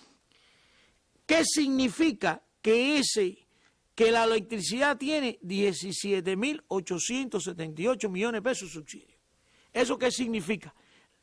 Las empresas eléctricas son empresas y sirven electricidad y cobran electricidad. Entonces, lo que yo no te cobro a ti por la tarifa, se lo tengo que cobrar a alguien, porque si no la empresa se vira a pérdida. Y la decisión de subsidiar la electricidad no es de la empresa, es del gobierno. Entonces, ¿qué hace la empresa eléctrica con los 17.878 millones? Se los cobra al presupuesto del Estado. Eso no es que se quedó sin subsidio y se quedó en el aire. Las personas pagan una parte y el presupuesto del Estado paga la otra, que es el gobierno. Todo eso va a dar a los gastos del presupuesto, todo eso nos incrementa un déficit que si es desmedido hay que financiarlo, y si lo financiamos entonces es inflacionario, aquí todo tiene límite y todo se interrelaciona. Entonces, tú dijiste, es más del 50% de los subsidios, pero ahora yo voy a dar otro dato. Es casi el 50% de la factura de electricidad. Está entre el 45 y el 50%. Eso quiere decir que la electricidad que vamos a consumir nosotros, el 50% se lo va a pagar a la empresa eléctrica el presupuesto del Estado. Entonces es un subsidio alto y las tarifas suben. Las tarifas suben. Nosotros también tenemos otro problema, que es el tema de la cocción de alimentos. No nos puede cambiar la matriz de cocción de alimentos. Las personas en Cuba hoy, fíjate, usan como cocción de alimentos la electricidad y otros combustibles.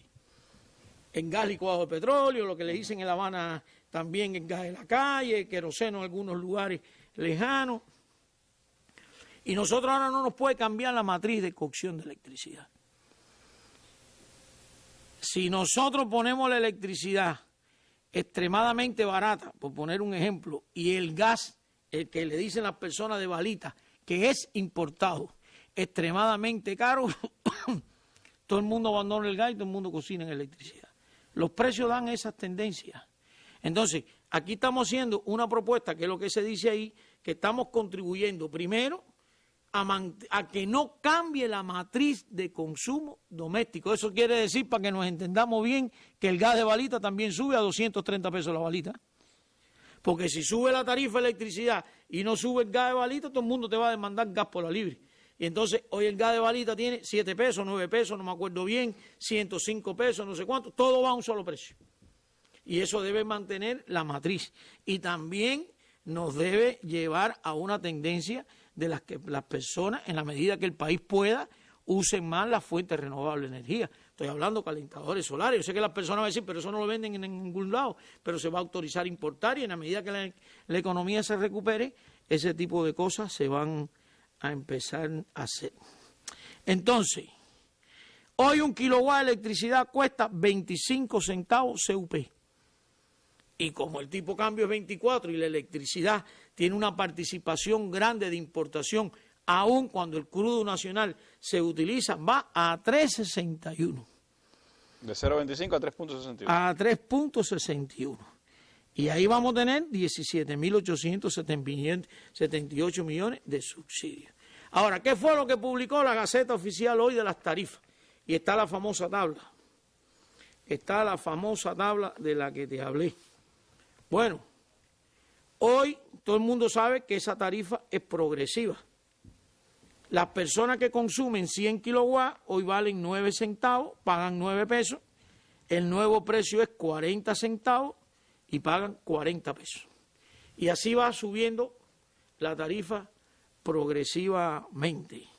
Ahí hay un cálculo, entonces, todo el mundo los primeros 100 los paga a 40 pesos, a 40 centavos. 40 centavos.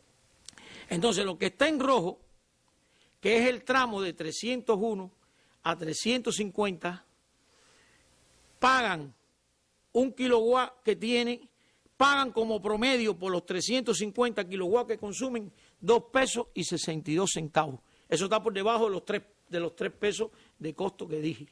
Eso, para no cansarnos, significa que el 89% de los clientes pagarán una tarifa pagarán una tarifa con subsidio y el 11% de los clientes no tiene subsidio.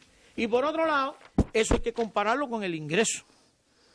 Yo preparé una tabla aquí que voy a ilustrar muy rápido. Por ejemplo, un trabajador que viva solo, que consuma 100 kilowatts, hoy gana de salario mínimo 225 pesos y va a 2.100. En la variante actual la electricidad le cuesta el 4% del ingreso y en la variante que viene le cuesta el 1,9% del ingreso. Porque no podemos comparar salario por un lado, precio por otro sin conectarlo. Claro. Hay que relacionarlo. Aún con el incremento de la tarifa, en los primeros grupos y en la mayoría de los grupos, la electricidad pierde participación comparándolo con el ingreso, el costo de la electricidad. Yo creo que es un análisis que hay que hacer. Y lo otro, mira, la electricidad más cara es a todas las personas que consumen más de 500 kilowatts. Se supone que si usted consume más de 500 kilowatts, tiene un ingreso en condiciones de que le pueda respaldar eso. Ese es el tema de la electricidad. Ahora, la factura. La factura de la electricidad, vamos a la página 50. La electricidad se lee los 25 de noviembre. 25 de noviembre. De cada mes. De cada mes. Te la presentan a inicio del otro mes y tú pagas. Eso quiere decir que la lectura efectuada el 25 de diciembre va a tener 25 días por la tarifa vieja y 5 días por la tarifa nueva. Sin embargo, el incremento de salario se hizo desde diciembre. El primer mes las personas van a tener un beneficio, pero también se tienen que preparar para empezar a ahorrar electricidad del mes de enero y guardar el dinero que tienen. Con el salario que reciben a principios de enero van a pagar por la tarifa vieja la electricidad. Exactamente. Pero ya en febrero sí tendrán que pagar ya por la tarifa nueva. Más caro. Esos son elementos, creo que sin duda importantes, son de los asuntos que más han estado hoy en las redes discutiéndose, debatiéndose. Es quizás uno de los precios más visibles, porque de los primeros que se han visto. Hay que seguir viendo la Gaceta y por supuesto habrá más elementos. Ya hay pues importantes reflejos en Cuba Debate, estamos viendo de opiniones, de preguntas de la población y eso por supuesto lo iremos evacuando en los próximos días. Vamos a hacer otro alto en nuestra mesa redonda y seguimos acá hablando con Marino Murillo Jorge, miembro del Buró Político del Comité Central del Partido y jefe de su Comisión de Desarrollo e Implementación de los Lineamientos.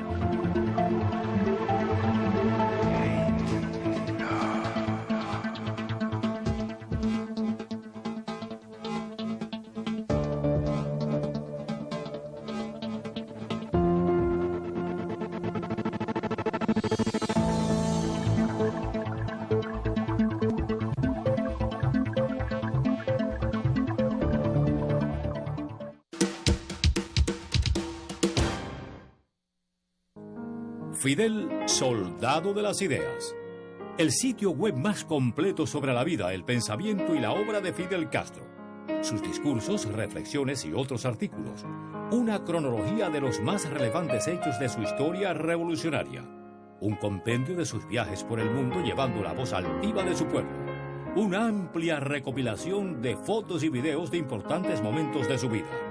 Libros, afiches, opiniones de personalidades de todo el mundo, todo ello en www.fidelcastro.cu.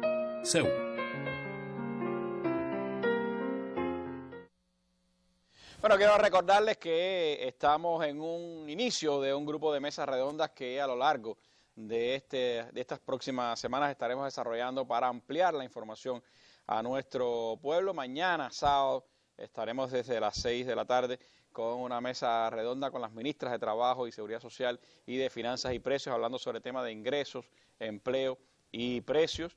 El lunes 14 estaremos hablando de la actividad bancaria y la inversión extranjera.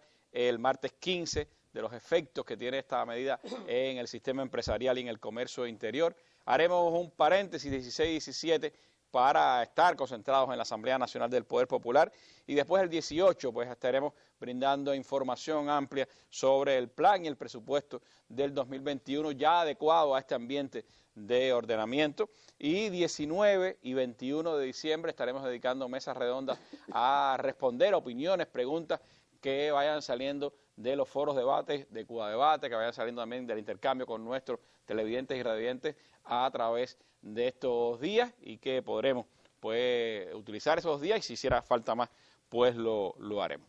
Regreso entonces para hablar con el compañero Marino Murillo Jorge sobre un tema que algunos han dicho se robó la arrancada, que fue el tema de los precios. Antes de que empezara la tarea de ordenamiento ha habido incremento de precios en algunos servicios, en algunos productos. Cómo el tema de los precios se concibe dentro de la tarea de ordenamiento, cómo atender un asunto que puede ir que puede dar al traste contra los propósitos de la tarea de ordenamiento y que puede llevar la inflación más allá de los límites deseados. Bien, quiero aprovechar para decir algo. Ahorita dije que el fondo de salario era 39.000 millones de pesos, es 139.000 millones, que habría que dividirlo entre 12 para compararlo con lo que hicimos ahorita, para que no se quede esa imprecisión en el aire. Los precios. Bueno, los precios ya han tenido un crecimiento importante. La población se queja mucho de eso. Pero yo creo que primero tenemos que entender bien que una devaluación encarece las importaciones. Por eso la tarea de ordenamiento lleva un incremento de precios, entre otras cosas. Entre otras cosas. Pero, por ejemplo, por favor, ahí, por ejemplo, en el año 2019 Cuba importó 9.901 millones de dólares. Datos oficiales de la Oficina Nacional de Estadística. ¿Cómo entró eso a la economía? Entró a la economía una tasa de cambio de 1 por 1, más los aranceles y los márgenes comerciales. Vamos a hacer esa variable cero para no complicarnos. 9.900 millones de importación entraron a la economía en 9.900 millones de pesos. Ahora la tasa es 1 por 24. Hay que coger los mismos 9.900 millones y multiplicarlo por 24.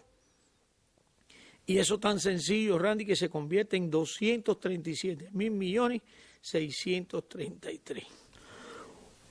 Es decir, las devaluaciones, como dije, son buscando competitividad, pero también te encarecen todas las importaciones. ¿Qué es lo que queremos? Claro, que las empresas importen menos, que el país importe menos. Pero, evidentemente, te produce en una primera instancia un incremento empresarial, porque la mayoría de esas importaciones, aunque hay productos terminados, hay muchas materias primas.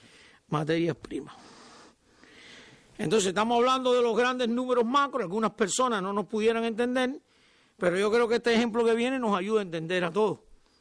Hoy, en el plan del año que viene, está previsto importación de arroz a $536 por tonelada, que en una tasa de 1 por 1, si hacemos cero los márgenes y los aranceles para no complicarnos, entran a la economía en 536 pesos por tonelada. Cuando es por 24, eso entra a la economía a 12.864 CUP. Ese es el efecto de la devaluación también. Entonces, si estamos hablando de arroz, para que este arroz lo vendamos a la población, cualquiera puede dividir 12.864 entre las libras de arroz que tiene una tonelada, da 6 puntos y pico. Entonces, para que no tenga subsidio, hay que vender la libra de arroz en 7 pesos. Es decir, ella en sí misma genera incrementos de precio. Y además, no solo eso, sino que unido con eso tenemos que quitar el subsidio. Por tanto, se une el efecto de la devaluación y el efecto de quitar el subsidio. Y eso nos va a subir los precios. Eso nos va a subir los precios. El problema es si es que el incremento de precios y esa subida de precios la estamos respaldando con el incremento de los ingresos que ya expliqué. Si esa subida de precios se va de control, entonces el nuevo salario se ve afectado y pierde capacidad de compra. Nosotros estamos trabajando un término, y mañana seguro también le explicará la ministra de Finanzas, pero no lo quiero dejar de decir, y es el concepto de precios especulativos y abusivos. En estos momentos se han producido precios especulativos y abusivos. Y como hay tantas personas que nos están oyendo, también tengo que decir que hay 3 fenómenos en Cuba que van a ocurrir bien importantes. Mira, 1, hay déficit de oferta. 2, vamos a incrementar los ingresos. Y 3, van a subir los costos. Esas 3 variables solas tienden a dar más inflación que la diseñada. Claro. Esa es la realidad objetiva. ¿Por qué? Porque hoy un titular de una paladar, y no le estoy dando un pie de justificación para que hagan eso, la electricidad es verdad que le va a costar más cara. Entonces hay incremento de los costos. Hay otro fenómeno que no hay, otros fenómenos, para no demorar esto mucho, pero esto es una realidad. Lo que pasa es que si enfrentamos esa realidad o no la enfrentamos. Después yo voy a ir a ese tema con más calma. Entonces, tenemos que enfrentar precios especulativos y precios abusivos. Entre todos, empezando por el gobierno. Muchas personas me han preguntado qué cosa es especulativo y qué cosa es abusivo. Y entonces empiezan las grandes definiciones teóricas. Yo tengo una que no la inventé yo, por supuesto, y los precios especulativos siempre están asociados a la compraventa. Yo te compro a ti y le vendo especulativamente a otro. Y en el abusivo no hay compraventa. Esto que voy a decir es casi un trabalengua. El especulativo es abusivo, pero no todos los abusivos son especulativos. Abusivo es que yo te quiera cobrar ahora por un pelado 150 pesos. Ese no es especulativo, porque no hay primero una relación. No hay incremento de los costos excesivos, no hay. Ese es exactamente un precio abusivo. Dejamos ahí ese tema que después lo vamos a retomar otra vez. Vamos entonces a referirnos al tema de los precios de acopio y de los productores agropecuarios, que yo creo que hoy no lo vamos a poder ver todo y vamos a tener que coger un pedazo de otra mesa redonda para estos temas. Hay un proceso de capacitación del Ministerio de la Agricultura a través del sistema empresarial que está previsto discutir con toda la base productiva. Y también ahí hay un grupo de cosas definidas. Vamos entonces adelante. Se suponía que la economía tuviera un ambiente de 1 por 1. Entonces yo siempre insisto que los tipos de cambio no están en el aire. Los tipos de cambio están vinculados directamente entre cualquier cosa a la formación de precios. Entonces si nosotros cogemos hoy los precios de empresa en Cuba y lo dividimos entre los precios de ese producto internacional, nos daría el tipo de cambio implícito en ese producto. Y para entendernos mejor voy a poner un ejemplo como siempre hacemos. Adelante. Vamos a poner una cosa. El maíz seco en el mundo hoy tiene un precio de acopio a los productores de 8.696 pesos por tonelada. Y si ese maíz lo comparamos con el mundo, haciendo descuentos de calidad y toda esa historia, ese está hoy a $219. Cuando tú divides, usando la fórmula anterior, el tipo de cambio implícito en los 8.696 pesos es 39.7. Por encima del... No es verdad que estaba 1 por 1, estaba 39.7. Ahí es donde vamos ahora, ese es el próximo paso. El frijol negro tiene 16.77, el arroz consumo 12.98 y la leche fresca 14.96. Estaba en un ambiente diferente al resto del... Estaba en un ambiente diferente al resto de la economía. Para estimular en el... Y todo eso se hizo en su momento para estimular a los productores agropecuarios. Y yo sé que muchos productores agropecuarios nos pueden estar oyendo y van a decir, sí, pero en el mundo le echan a las producciones urea, fertilizantes, nosotros no tenemos... Todo eso es verdad. Pero se aprobaron esos precios para estimular a los productores agropecuarios. Ahora, la realidad es la siguiente. Tú no puedes devaluar por 24 por encima de ese 39.7. ¿Eso qué quiere decir? Que tú no puedes coger el costo de 8.996 y por encima de ese seguir devaluando. Entonces, nosotros sí tenemos previsto que los precios agropecuarios a los campesinos les suban. Sí está previsto que suban. Y está previsto que suban en una tabla que viene atrás y te pongo los ejemplos. Hoy por el arroz consumo se paga 6.956 pesos y el nuevo precio en la tarea de ordenamiento es de 10.878. El frijol negro de 19.000 va a 26.000, el ganado porcino en pie de 21.40, el huevo de gallina que es por millones, no sé qué, y la papa de 1.413 a 5.000. Y hay uno importante, este que está aquí adelante, que hoy se pagan 8.696 pesos por tonelada de maíz, va a 14.000 pesos. Va a 14.000 pesos. Entonces, ¿qué precio nosotros deberíamos pagar por una tonelada de maíz? Hay que coger el maíz en el mundo y multiplicarlo por el tipo de cambio. El tipo de cambio no es solo para tener 24 pesos y cambiarlo por $1. El tipo de cambio te ordena el funcionamiento de la economía. Por tanto, si el maíz en el mundo está a 219 pesos, usted lo multiplica por 24 y eso es lo que tú deberías pagarle a un productor agropecuario en Cuba. Estimula la producción y baja la importación. Exactamente, y cuando tú pagas, entonces, pero si cogemos 219 pesos y lo multiplicamos por el tipo de cambio, nos da 14, que es lo que vamos a pagar. Da como 7.000 pesos. Entonces, la gran teoría de que aquí nadie queda desamparado llega al sector agropecuario. Porque ese productor agropecuario, en vez de pagarle 7.000 pesos, le vamos a pagar 14. ¿Por qué? Por los problemas tecnológicos. ¿Por qué? Por la falta de insumos. ¿Por qué? Por los pocos rendimientos industriales. Y lo que no puede ser es que la producción agropecuaria nacional desaparezca. Es decir, en el diseño de los precios de acopio también hay un apoyo a la base productiva de la agricultura. Que si es verdad que no van a crecer los precios del tipo cambio implícito de 39.7 más el 24 que vamos a poner, porque él de por sí solo, eso sería un precio especulativo. Si hay un diseño de apoyo a la base productiva. ¿Y eso incluye también apoyo en el ámbito tributario? Incluye apoyo en el ámbito tributario. Mañana me imagino que, Macy lo va a explicar, pero a los campesinos les pasa lo mismo que yo dije. Son 39.000 de mínimo exento, se le va a reconocer el 100% del gasto deducible, más otras cosas como bonificaciones o incentivos a la miniindustria y demás. Ese es el tema de los precios acopio y hay un tratamiento a los precios descentralizados.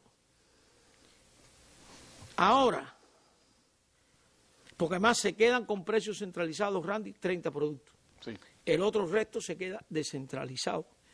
Y eso lo van a poner las empresas de la agricultura que compran con determinados límites, porque si el precio de acopio sube mucho, después automáticamente el minorista sube. Ahora yo te propongo ir a la página 66, que tengo una tabla aquí, en mi opinión, muy interesante, porque no quiero que se me olvide el tema de los precios especulativos y el precio especulativo y abusivo. Ahí está la tabla. Mira, el plan 2021, en un ambiente de 1 por 1, tenía ventas minoristas por 150.000 millones de pesos. Cuando eso lo reconvertimos, ambiente de devaluación, las ventas minoristas van a 252.000 millones. Tú me vas a preguntar por qué crece. Muy sencillo. En un ambiente sin devaluación el arroz estaba a 25 centavos y en un ambiente devaluado está a 7. Las mismas cantidades te dan más recaudación. Pero ese incremento de precio lo respaldaste con el incremento del salario. Ahora, ¿quiénes venden en Cuba los 252.000 millones? Los 252.000 millones, el Estado vende 233.000 millones. La mayoría. Y la fórmula y las formas no estatal 19.661. El mercado minorista en Cuba predomina la participación del sector estatal. Más del 90%. Más del 90%. Eso se ha movido en años del 88 al 92. En este caso es un 92%. Y nosotros le calculamos a esas formas no estatales un crecimiento de 3 veces el precio. Hay compañeros que me han dicho, oye, 3 veces es muy poco. Es que es 3 veces, no es un 3%. Eso significa que un pelado a 25 pesos. Un pelado a 25 pesos, si permitimos que suba hasta 3 veces, son 75 pesos. Bueno, si yo tengo que pagar 75 pesos por un pelado, creo que me pelo yo mismo. ¿Me entiendes? Entonces, fíjate esta tabla que dice que si el precio de las formas no estatales creciera 3 veces, el incremento de los precios en Cuba iba a ser de 1,6 veces, que es el último cuadrito de arriba, en su conjunto. Sin embargo, el fondo de salario, que son los 139.000 millones que dije, va a crecer 4,9 veces contra 28.300, sin contar el incremento adelantado del sector presupuestado. Entonces, una variable donde el salario crezca 4,9 veces y los precios 1,6 veces, queda perfecto para el incremento de salario que hicimos. Entonces, el tema es lograr una disciplina, y yo ratifico que la voluntad del gobierno es que se haga y se va a hacer. Porque aquí hay indisciplina de precios donde quiera. Porque, como dije, hay un fenómeno de déficit de oferta. No son solo los no estatales los que suben precios. A veces hay un precio oficial de algo que es de 20 pesos y como no hay, en la propia tienda te dicen, oye, no hay, pero por atrás vale tanto. Todos los cubanos sabemos que eso ocurre. Entonces, habrá que enfrentar resueltamente las indisciplinas y los precios especulativos y abusivos para lograr mantenernos en estos entornos que están aquí. En estos que están aquí. Porque no puede ser que una minoría que genere precios minoristas por 19.000 millones, que es más o menos el 20% del 10% de todo lo que se vende en el país, trace la pauta del incremento de los precios. Y ahí es donde están los precios especulativos y abusivos. Entonces, esa facultad de establecer hasta dónde van a crecer los precios está en los gobiernos, fundamentalmente en los municipales.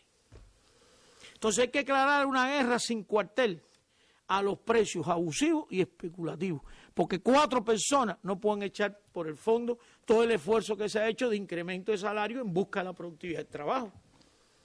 Resueltamente hay que enfrentarlo y hay que pedirle apoyo a todo el mundo. Sí, no es una cosa que puede ser solo con orden de legislaciones, también hay participación popular. Y se van a hacer cosas, porque hay redes sociales.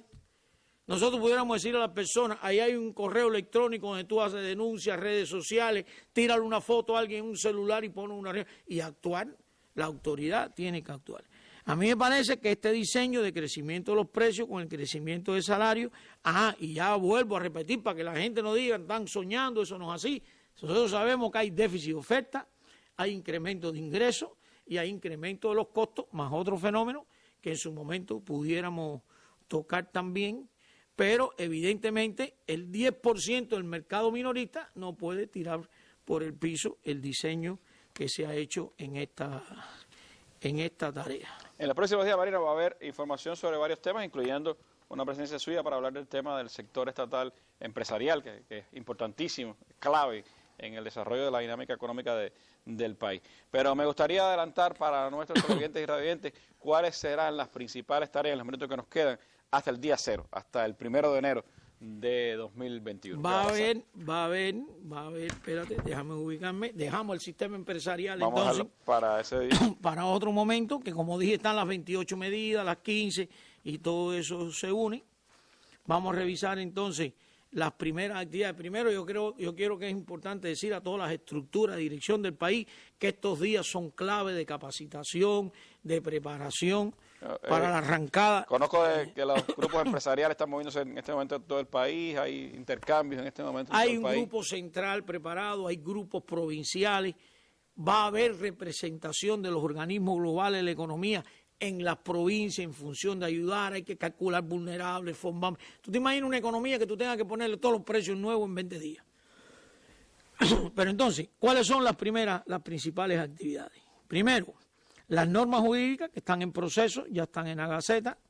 Segundo, el amplio proceso de comunicación que viene desde tiempos atrás, que tiene un punto muy importante en la información que se dio ayer a la población y las mesas redondas que empiezan hoy. Tercero, viene la Asamblea Nacional del Poder Popular, donde ya el plan y el presupuesto se va a informar en ambientes de devaluación. Y ahora viene un momento importante, interesante para las personas. ¿Qué vamos a hacer entonces con el dichoso anticipo y todas aquellas cosas que habíamos hablado? Por favor.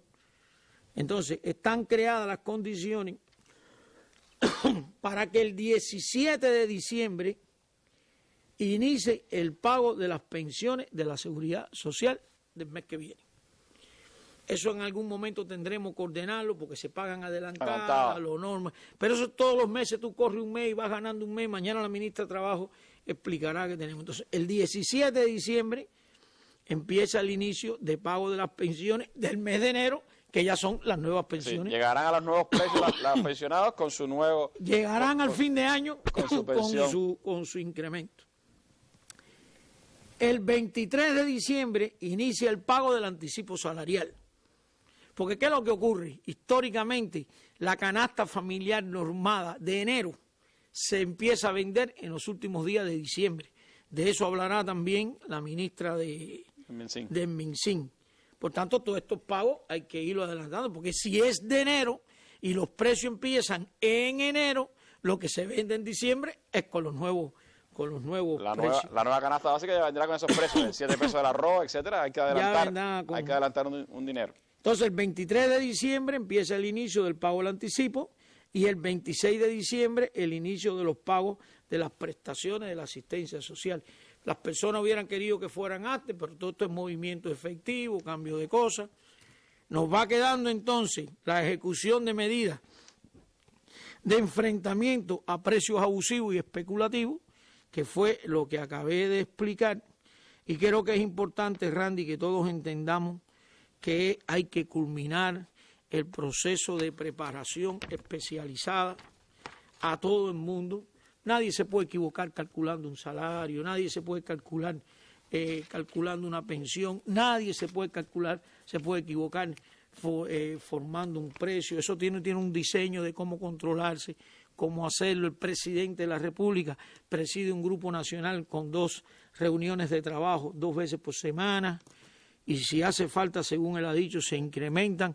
Tanto todo tenso, pero la gran responsabilidad que tenemos todos es que esta tarea salga bien. Si fuéramos a recapitular, Marino, las cosas fundamentales vistas en esta mesa redonda, ¿a qué apuntaría? ¿Cuáles son los elementos clave para la tarea, la implantación de la tarea de ordenamiento a partir del 1 de enero? Bueno, dejamos fuera el sistema empresarial, sí, porque no lo hablamos. Lo vamos a abordar. Yo creo que para mí siempre un momento muy importante es crear condiciones para que el sistema empresarial pueda desatar todas sus fuerzas productivas y crear más riqueza en el país, con más o menos importación. Y eso se apoya financieramente. Es necesario que la economía real reaccione y hay que quitarle todas las trabas que tiene. Ese es un tema. Un segundo tema es el tema de los ingresos, que es salario, jubilaciones y asistencia social. Un tercer tema es lo que hemos hablado de precios y la correlación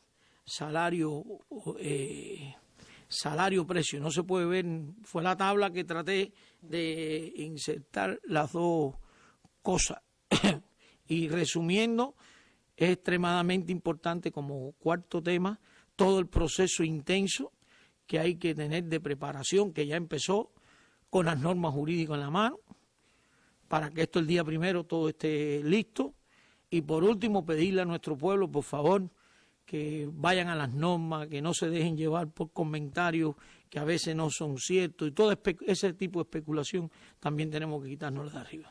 Bueno, muchísimas gracias a Marino Murillo Jorge por haber estado esta tarde con nosotros acá en la Mesa Redonda, abriendo un ciclo de programas dedicados a informar ampliamente a nuestro pueblo sobre la implantación de la tarea de ordenamiento a partir del próximo 1 de enero. Mañana estarán con nosotros acá la ministra de Trabajo y Seguridad Social, la ministra de Finanzas y Precios, para hablar de temas importantísimos, ingresos, precios y el ámbito laboral en el país, y después seguiremos con otros importantes temas en nuestra mesa redonda. Disponible información ya en nuestros medios de comunicación, Cuba Debate mañana, también con foro debate interactivo, con la participación de los organismos que tienen que ver con esta tarea, y bueno, estaremos a las 6 de la tarde de nuevo con ustedes. Quiero despedirme estrenando en nuestra mesa redonda Cubanidad un nuevo tema de Raúl Torres, con arreglo de Michelle Herrera y la participación de varias de las mejores voces de la música cubana de hoy. Cubanidad, buenas noches.